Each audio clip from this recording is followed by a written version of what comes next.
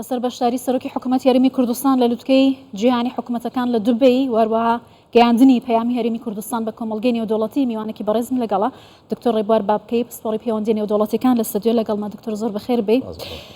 هەرێمی کوردستان پەیامی گرنگی خۆی لە ڕێگەی سەرۆکی حکوومەتەوە گەیان لەو لووتکەیە پێتان وایە گرنگترین خاڵەکان چی بوون کە سەرۆکی حکوومەت ویستی لەو لووتکەیە بیگەێنێت؟ بەڵام شتێک گرنگی ئەم لووتکەیە لەوەیە سەرچاوی گرتووە کە بەناوی نیشە ئەم لووتکەیە کە حکوومەتەکانی جیهانی بان کردووە بەشداریکردنی حکوومەتی هەرێمی کوردستان و لەسەر داوای فەرمی سەرکردایەتی ئیمارات بۆ خۆی مانای ئەوەیە کە حکوومەتی هەرێمی کوردستان بەشێکە لە حکوومەتە جیهانیەکان و حکوومەتی هەرێمی کوردستان بە سەرکردایەتی کاک مەسعود بارزانی ڕۆڵ و پێگەی خۆی هەیە. ئەدای دامەزراوەکان لە حکوومەتی هەرێمی کوردستان کابینەی نۆیەم ئەدایەکی فعالە کاریگەری کردووە و حکوومەتی هەرێمی کوردستان تموحی هەوەی هەیە هەرچی و پێشڤەچوونانەی هەیە لەسەر ئاستی نێودەوڵەتی لە هەرێمی کوردستانیش بەرپای بکات. ئەمە بە دیوێکی تریش ئەمە دەگەینێ کە هەرێمی کوردستان بەشێکە لە سیستەمی جیهانی هەرچی گۆڕانکاریەکە بێ ئەکرێ هەرێمی کوردستانیش بەشی ئەم گۆڕانکاریانەی بەرکەوێ و هەرێمی کوردستان و حکوومەتی هەرێمی کوردستان لەگەڵ سیستەمی جیهانی لە حاڵەتی کار و کارلێکدایە. پەیامی کاک مەسعود بارزانی پەیامێکی زۆر واقعی بوو، پەیامێک بوو ئەم پرسە هەنۆکەیانەی کە هەیە لەسەر ئاستی ناوچەکە ڕوبەڕووی هەرێمی کوردستانیش بۆتەوە لەوێدا داواکاری هەرێمی کوردستان و خەڵکی هەرێمی کوردستان لەسەر زاری جەنابی سەرۆکی حکوومەت کاک مەسعود بارزانی گەیەندرا کۆمەڵگەی نێودەوڵەتی گەیەندرا لووتکەکە چونکە ئەم لووتکەیە هەر تەنها سەرکردەی وڵاتانی ناوچەکە یا بەشدار نینە بەڵکو بگرە سەرکردەی وڵاتانی جیهانیش بەشدار بوون. گولباخان خاڵک کە دەمێ ئاماژەی پێ بکەم خۆتە زانین لە ئەنزیمەی فدرالی زۆرێک لە حکوومەتەکان هاوشێوەی حکوومەتی هەرێمی کوردستان و سیستەمی فدرالی عێراق حکوومەتن وەک کیوبک وەکو مەسەلەن هەرێمی بەرشەلۆنا زۆرێک لەو هەرێمانە هەنن لە ئەوڕۆپا و لە کەنەدا لەو شوێنانە. بەڵام تۆ دیقەتدا هێندەی بایەخ بۆ بەشداریکردنی حکوومەتی هەرێمی کوردستان و دەرفەت بۆ باش بۆچی بایەخی پێدەدرێمە لە کێوە سەرچاوی گرتووە؟ هۆکارەکانی زۆرە یەکێک لەم هۆکارانە خودی ڕوئیای سەرۆکی حکوومەتی هەرێمی کوردستانە. سەرۆکی حکوومەتی هەرێمی کوردستان ئەگەر دیقەتدەن کاتێک کە دەست بەکارە بێ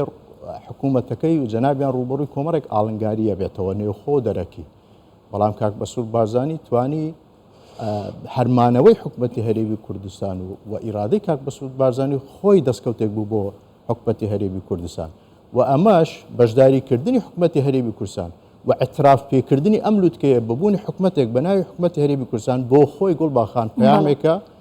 بۆ ئەوانەی کە هێشتان لە سیاست نەگەیشتون بۆ هەرزەکارانی سیاسی لە نێوخۆی هەرێمی کوردستان و ئەوانەشی کە لە چەمکی حکومڕانیەت نەگەیشتون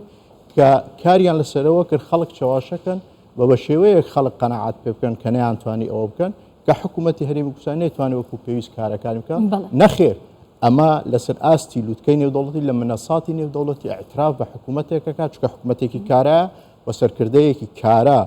خاوەن ئیرادە و خاوەن شکۆ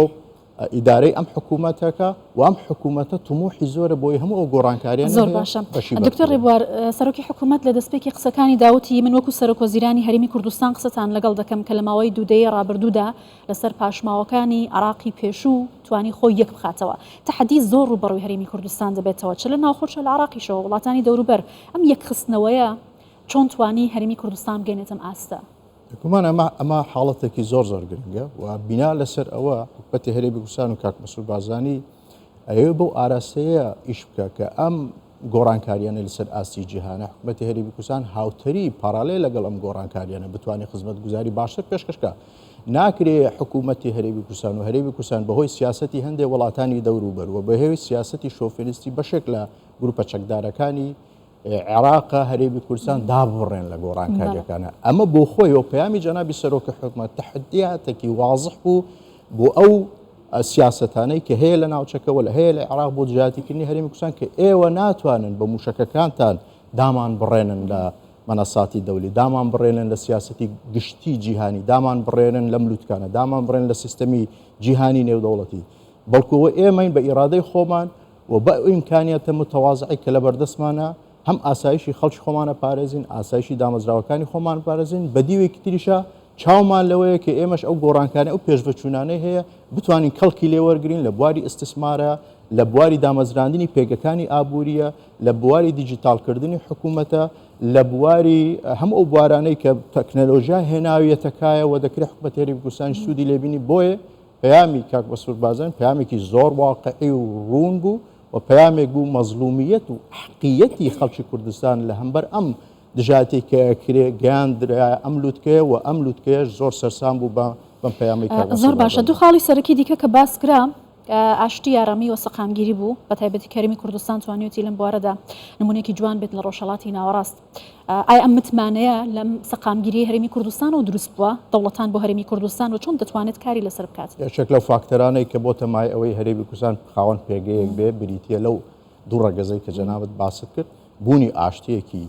بەرپا لە هەرێمی کوردستان و بوونی سەقامگیریەکی گشتگیر لە هەرێمی کوردستان بۆتە جێ تێڕامان و سەرنجی وڵاتان بە تایبەتی لەسەر ئاستی کۆمەڵگەی نێودەوڵەتی کە هەرێمی کوردستان هەرێم کیانێکی دەستوریە بەڵێ بەڵام خاوەن ئیمکانیاتێکی معرفیە ئەو ئیمکانیاتە معرفی و بەشەریە کاک بەسوور بارزانی ئیدارەیەکە بۆتە جێ ئەوەی کە هەرێمی کوردستان بێتە جێ احترامی ئەم وڵاتانە و بەبایەخەوە سەیرکەن و دەرگاکان واڵا بکرێ بەڕووی ئیستثماراتی نێودەوڵەتیەوە و هەموو ئەمانەش لەبیرمان نەچێ گوڵباخان هەموو ئەمانە لە ژێر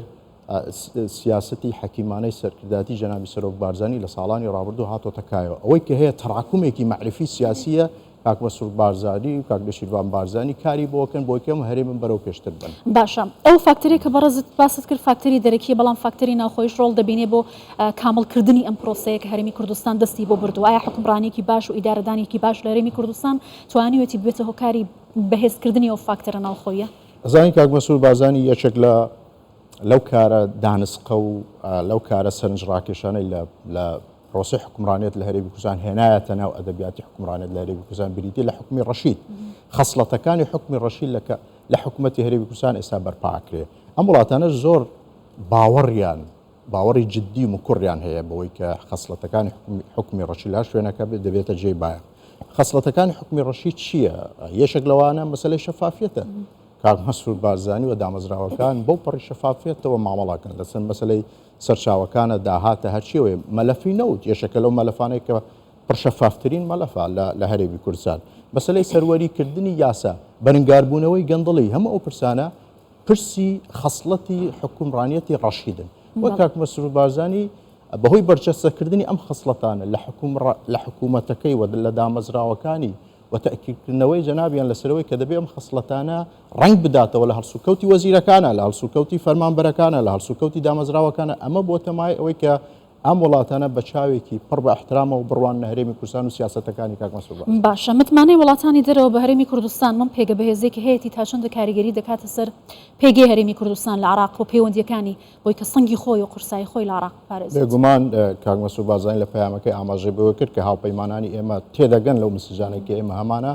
بەڵام هێشتان پێیان وایە کە هێشتان دەرفەتی سیاسیان ئاستەنگی سیاسی ئەوتۆ هەیە کە ئێوە نەتوانن بەلانی کەم ڕێگەمان نەداوە کە لەوەی کە هەرێمی کوردستان سەربەخۆ بچکە جەنابی سەرۆکی حکوومەت ئاماژە بەوە کرد کە پێویستە ڕێز لە مافی چارەنووسی خەڵکانێک و گەلانێک بدەن بەڵام لەگەڵەوەشدا کۆمەڵگەی نێودەوڵەتی هاوپەیمانانی هەرێمی کوردستان درکیان بەوەی کردووە کە هەرێمی کوردستان بەلانی کەم ئەبێ مافە دەستوریەکانی دەستەبەر بکرێ و حکوومەتی عێراق و ئەوەش لەوەش تێگەیشتون کە حکوومەتی عێراق بە شێوەیەک لە شەکان غەدر لە هەرێمی کوردستان و حکوومەتی هەرێمی کوردستان دەکات پرسی موشەیەکە کە لەو پرسانەی کە ئەوان بۆ قەنەعەتەوە تێگەیشتون جنین بلاسخارتیش لە وتەکەیدا لە ئەنجومەنی ئاسایشی نێودەوڵەتی ئاماژەی بۆ کرد کە حکوومەتی عێراق هەوڵەدا